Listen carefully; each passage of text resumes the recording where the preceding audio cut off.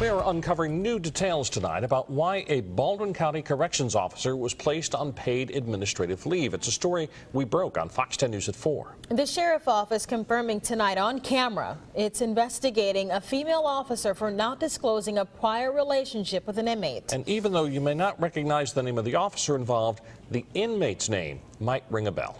Fox 10 News reporter Andrew Perez getting answers tonight. He joins us outside the jail in Bay Minette. Andrew, what's the deal here?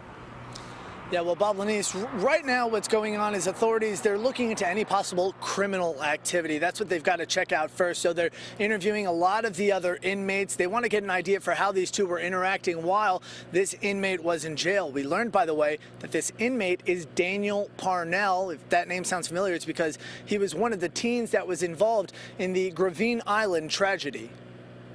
The Baldwin County Sheriff's Office says it's more of a policy issue at this point, not so much criminal. A female corrections officer under investigation after authorities say she failed to disclose a prior relationship she had with an inmate. The Sheriff's Office has a policy that any time any individual is incarcerated where there's a current or previous relationship between the corrections officer and that inmate is to be disclosed to the officer's supervisor. Authorities say another inmate reported that relationship to them, but why he did remains unclear. Multiple sources told Fox 10 News the officer, who they identified as Kim Holland, was in that relationship with Daniel Parnell.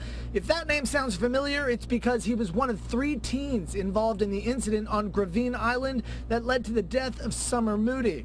While the sheriff's office wouldn't comment on the parties involved, officials said the pair in question were once boyfriend and girlfriend. We don't have any reason to believe that there's been any inappropriate contact or any inappropriate conduct while the individual has been incarcerated.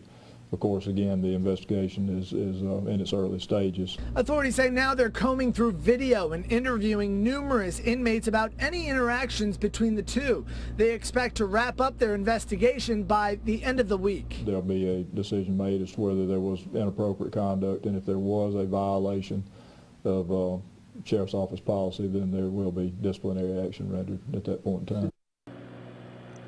Yeah, now Parnell, by the way, was just recently granted youthful offender status. We're, of course, going to stick with this investigation and let you know what comes of it. For now, reporting live in Bay Minette, I'm Andrew Perez, Fox 10 News.